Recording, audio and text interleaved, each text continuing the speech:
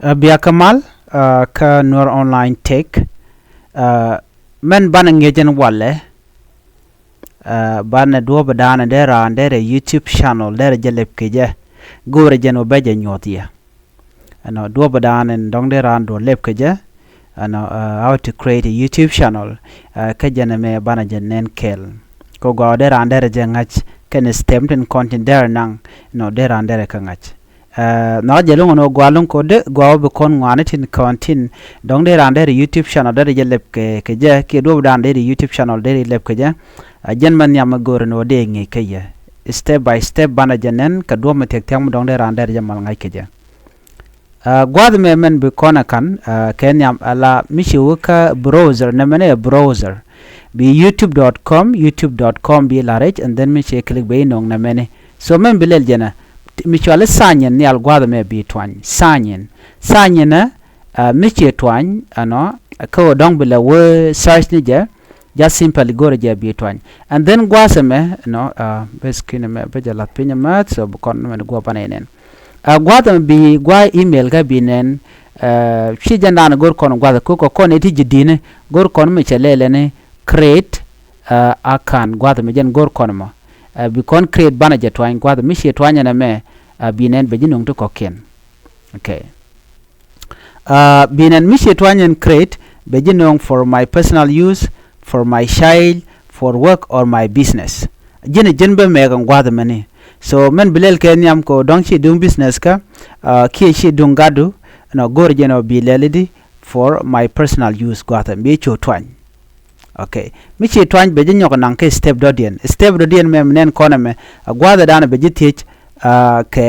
ke shodu ala first name your last name no last name bone option deri pelba sometime but gor jeno deri lelde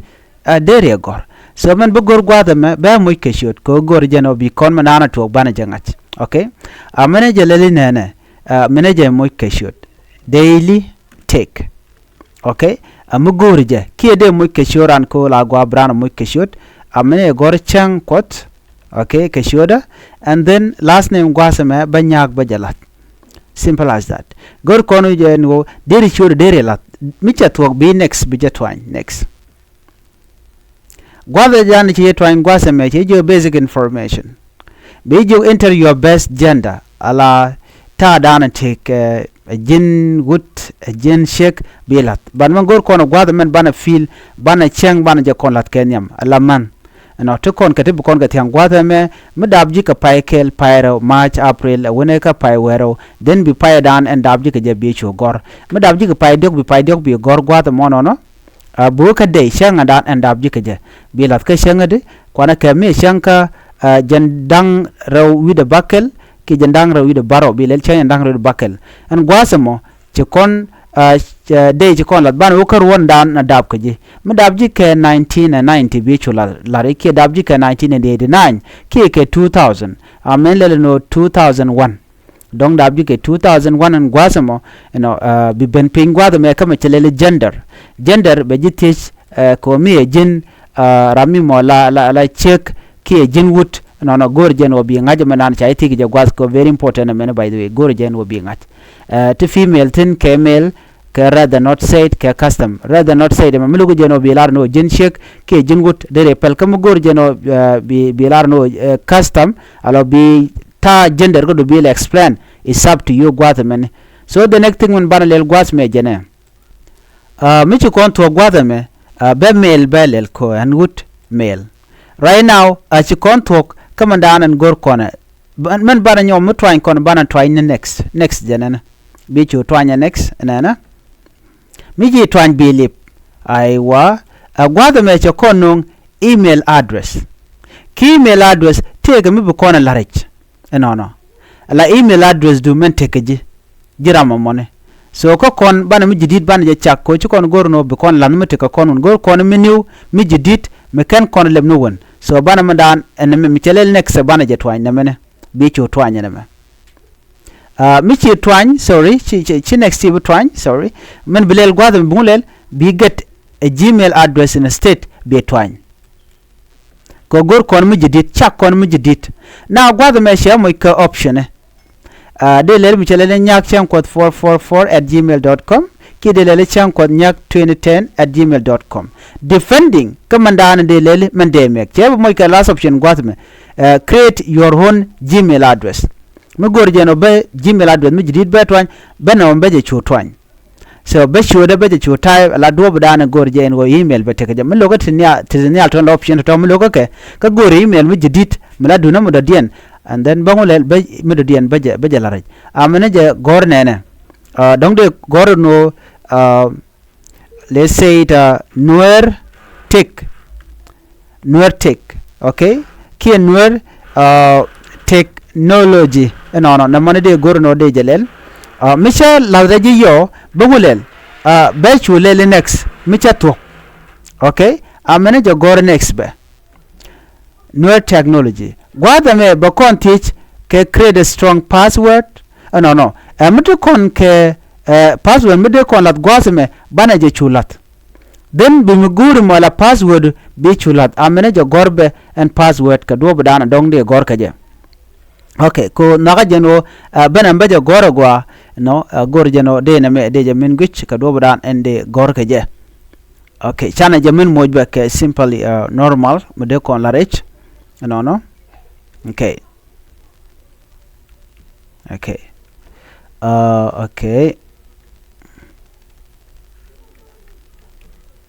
okay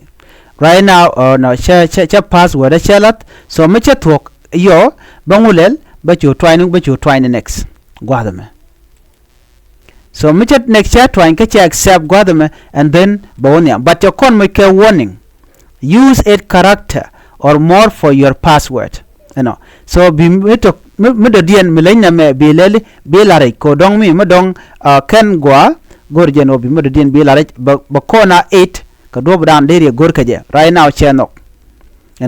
alo tame to kon ngum kon lel ba kon nyok meti je kon kangu ke mobile number right now so meti ke mobile number bi chulare jirama mone right now ci kon to code ci kon to ka do bdan ende kon email de kon create keje bi mobile number bi chulare bi chu twani mando dien amen mo iyo be nyago ti ko jin ti ke mensual ke backup email mitiga backup email bi lare miteleje and then bi pel backup email shirka email dan de lare mi dong take mi a show gwaji yo gwada dan and dong de na mo de latin okay so and when mo chimanda let kono chetidin tam chetok the next move and bu kono nyok kamijo kono adobe dan and de rewoka channel keja no magor no beje to kejen channel mi chele bene amena wo beje nyodia ko korga mi kono leb mishi woka YouTube gwasame chena menta jen YouTube da already imagine chi manana chi kolat chi lep then be woka YouTube do membelel jenene ko corner kweje me chuech binanyal ti tour de ten gwasame dio je beje nywa yekel wait a minute chana minen okay here gwada me tena me teten me cha twanya na me be nong titine so men gur kono gwasame me YouTube studio me first time ko bi channel bi jele bi YouTube studio bi twany YouTube studio mi che twany no let's see men butwok chana jaman twany mi che twany be jinon ko be jinon ka jen channel dan and go lepte so mi don ken ni ken kare ala ken won so what you do bo pingwa same bo ko me chele customization pingwa de me nen gwa na me customization no so mishi twanya customization bejinang ka gwaddan dir dundere jaw gerten so beti bikenen tenem te gwamen gor kono gwada me chelel nemene so be should be la tienta me ka jan channel right kon kwideme sha gordi Nuer Online Tech gwada mo be shuleldi bi shugur no bi goron mandana tekeje and then aboka me chelel handle te me shal handle teleja kam jan chelel Nuer Online Tech alo teleja kam me shal handle amla YouTube la jangi keje bi lela no money no beben kamu ka video YouTube description chimto gwada mete tenantama cha gwada me la dung channel mo kon kwide me then bi goro bi lel bi ngach do badan en diri channel diri description mo gwa diri jalat keje ko ne siang mi ci description ci jalat la jatije ki ba jo kwen no channel no mo lere ke kwingu ka ki ngum la la da mone. And then the next thing mi sure mi shika ko gar yo gwada me jira mo shika gar no telum bilel gwas me be ben yal gwada me ne be ben kama chelele banner me gwada me ni di turdu muku yanen gwasa me la banner dung YouTube ku mala yanen ga YouTube chenta mi YouTube me chatwan. Let's see mi chatwan di nen gwada me ti turdu te gwada turna me so turna me jala banner ne so mi kon lo jok ade kon nen gwasa me ango te banner te gwa so bi change bi lel ke bi remove ke bi mi jidit bi laraj next thing gorje alame chale logo icon ne mene so gwada me dere change ke dere remove ke dere at mi change che twan be je nan ka tur ngutin ko kene kon dere lel so the talk di jilwa ko dir turun ko dere lat do brande di tur de lat keje ka dere nyugo dial ko ken dere kandol keje now mi kon to gwada me be kon ye ben ka jen channel lan gwada me so de me take 3 button ne al gwa mi twan barod la rech mi twan binen la tabla ja open so tam shi open ka ci jal gwada me dir titi dir ka kwen dashboard content analytic community subtitle copyright and customization audio library and then magor kona jene pingwad mi chelele setting. Okay bana me beje woja met ko biaja kula nen ka do dan dong di nen ka je cause gwalong no dong de yen na me de nen. Okay gwada me to setting tete na me setting this one mini nan gwada me na me a setting amenen kon mo gwada me mi shi twanya setting binen bejinung mi shi twan bejinung titine ati general tin ke channel ke general channel upload default permission community moderation agreement gwada me ben go longo no bi remember gwada me mishi ben ka general gwada me ne shigana tati kene kone chala tete shale takne te dire ngach take chala advanced setting ne take feasibility ne all this thing go region dere ka realika ko titi bajilwak gwasa dan and go region go dere channel dere je configure ki dere setting dere lat but remember that setting me mra kono kwide me jen gwadan binyi gudial be realikaten chika jarol gwad mi chutin dong dere currency dere change ka dollar de change euro ke en mu gur model latin dere garten. Okay this is very important but la lere ka changa dan dong chi yo chi kula to ko dere kala den no ma bigger mara dien gwad be ka channel and then be sure the me bijage dije gar wuje dana gorija la basic information netin wala kan mistake kana let gwadem mishi wuka YouTube ki mishi wo online ci janga jeno ngum tuok mi jini ladi change video shi upload charge guch so ci YouTube du charge bu nyot mensual ke wait time gwal dan dir ngai ke je en wo country dan titin kwa ja la wa charge allow then mi shi la video den shi la let's say dong mitika Africa ka jeno dong kan country ni kon titin